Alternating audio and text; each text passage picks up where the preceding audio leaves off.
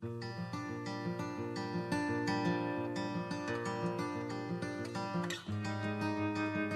is April the 5th.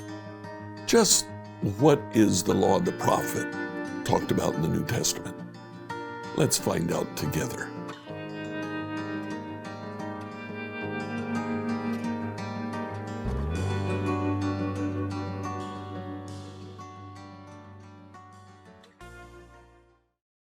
Today I'd like you to read Joshua 16 to 18. This is a fairly straightforward passage. It continues the division of the land among the several tribes. It's pretty straightforward, just a little bit boring, actually. I wanted to take this opportunity to talk about the difference between our version of the Old Testament and the Hebrew Bible version of the Old Testament. Our version of the Old Testament follows the Vulgate, the Latin translation.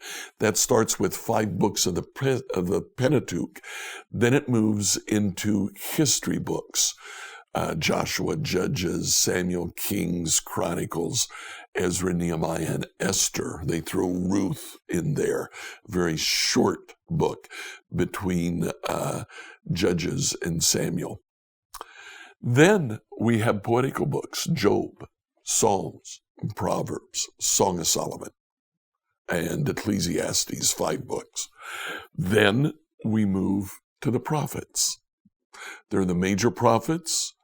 We say there are 4, Isaiah, Jeremiah, Ezekiel, and Daniel, and then 12 minor prophets. The Hebrew Bible is organized differently. It starts with the Torah, same first 5 books of the Bible, about 1/5 of the entirety of Scripture, about a quarter of the Old Testament. After that, we have the Nebi'im, the prophets. Now, the Hebrew Bible divides them into the former prophets and the latter prophets. The former prophets are what we identify as history books. They say there are 5 of the former prophets: Joshua, Judges, Samuel, Kings, and then Ezra, Nehemiah. Now, in the New Testament, some 6 times, authors in the New Testament talk about the law and the prophets.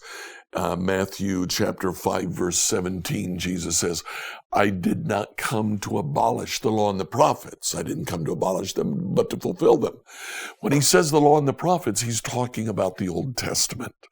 But there is a third division, and that is the Ketubim, the writings. That includes the poetry books. It includes books like Ruth, like Esther. It includes Lamentations. It includes Daniel. Daniel is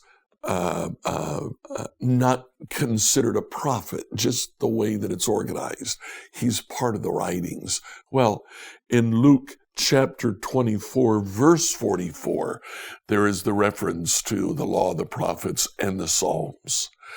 Now, because of that, Hebrews refer to their Bible as an acronym: Torah, Nebi'im, Ketubim.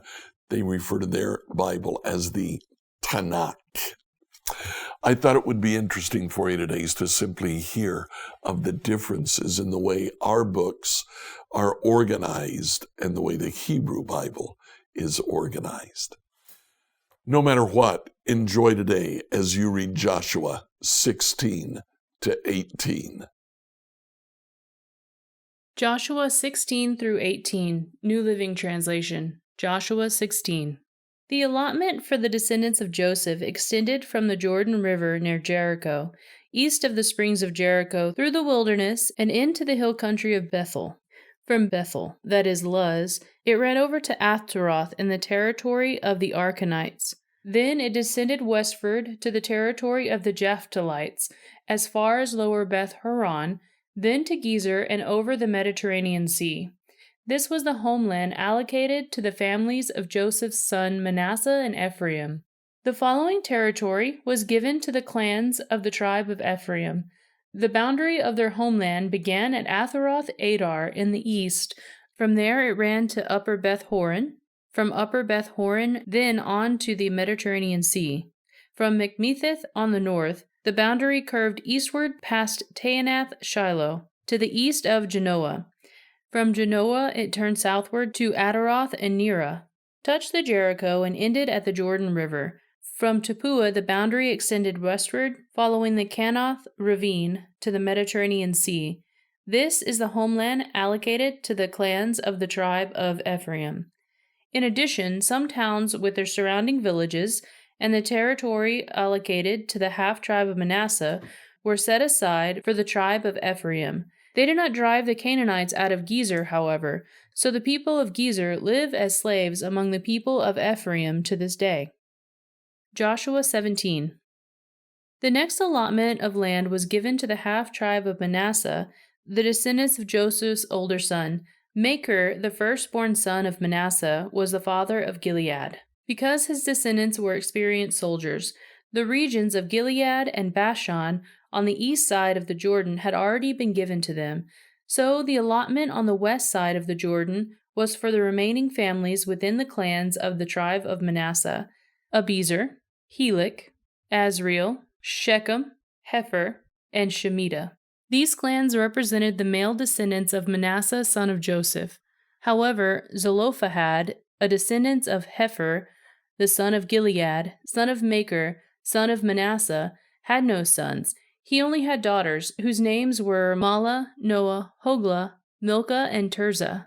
These women came to Eleazar the priest, Joshua son of Nun, and the Israelite leaders said, "The Lord commanded Moses to give us a grant of land along with the men of our tribe."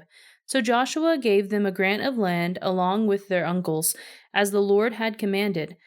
As a result, Manasseh's total allocation came to 10 parcels of land, in addition to the land of Gilead and Bashan across the Jordan River. Because the female descendants of Manasseh received a grant of land along with the male descendants, the land of Gilead was given to the rest of the male descendants of Manasseh. The boundary of the tribe of Manasseh extended from the border of Asher to Macmethith near Shechem. Then the boundary went south from Macmethith to the settlement near the spring of Tapua. The land of Tapua belonged to Manasseh. The town of Tapua itself, on the border of Manasseh's territory, belonged to the tribe of Ephraim. The boundary of Manasseh followed the Kanah ravine to the Mediterranean Sea. Several towns south of the ravine were inside Manasseh's territory, but they actually belonged to the tribe of Ephraim.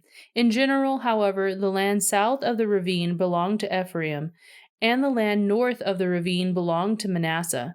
Manasseh's boundary ran along the northern side of the ravine and ended at the Mediterranean Sea. North of Manasseh was a territory of Asher, and the east was a territory of Issachar. The following towns within the territory of Issachar and Asher, however, were given to Manasseh: Bethshan, Ibleam, Dor, that is Naphoth Dor, Endor, Taanach, and Megiddo, each with their surrounding settlements. But the descendants of Manasseh were unable to occupy these towns because the Canaanites were determined to stay in that region.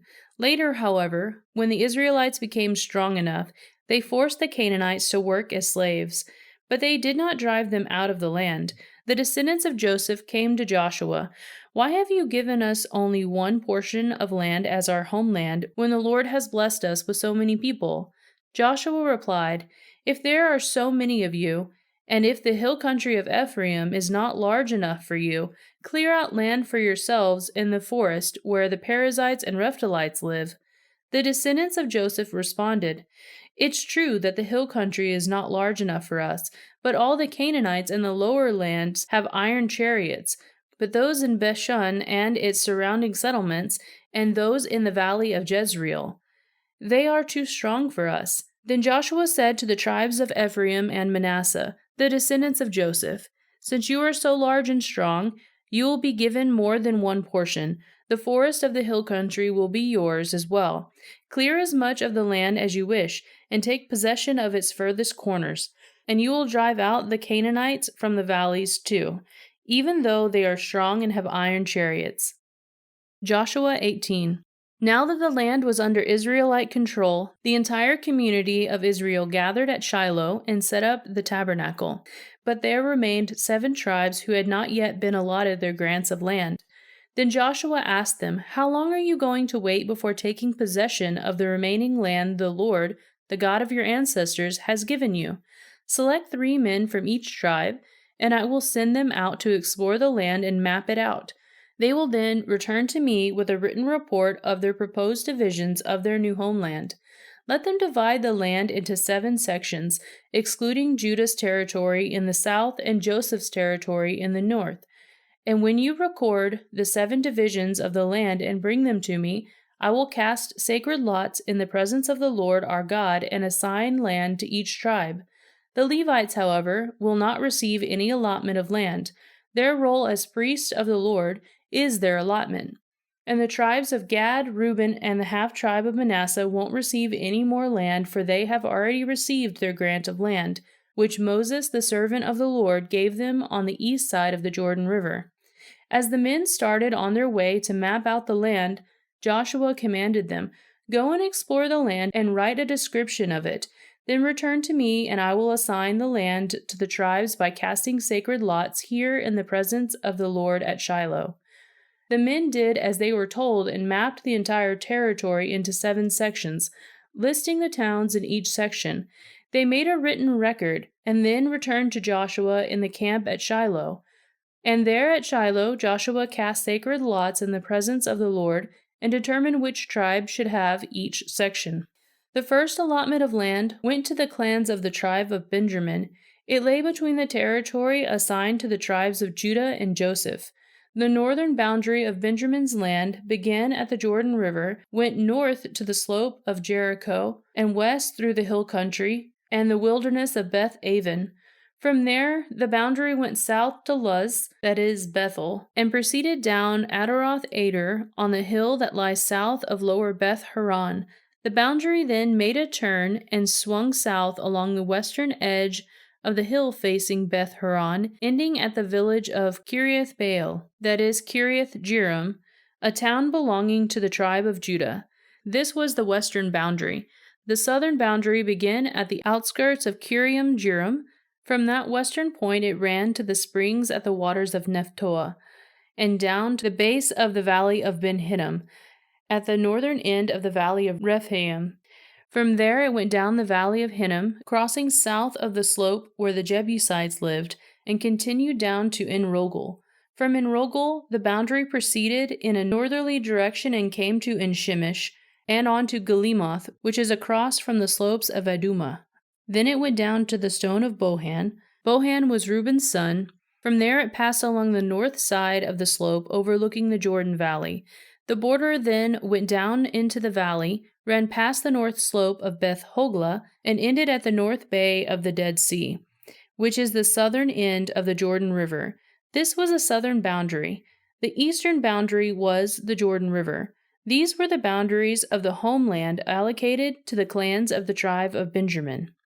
These were the towns given to the clans of the tribe of Benjamin: Jericho, Beth Hoglah, Emek Keziz, Beth Araba, Zemaraim, Bethel, Avim, Para, Ophrah, Kepher Ammoni, Ophni, and Geba, 12 towns with their surrounding villages. Also Gibeon, Ramah, Beeroth, Mizpah, Kephirah, Moza, Rechem, Irpeel, Teralah, Zelah, Helpha the Jebus town, that is, Jerusalem, Gibeah and Kiriath-Jearim, 14 towns with their surrounding villages. This was the homeland allocated to the clans of the tribe of Benjamin. Like, follow, and subscribe to this podcast on whatever platform you use to listen to it. Email your questions to us at questions@becomehope.com. Tomorrow, we'll find out where Joshua went after the conquest.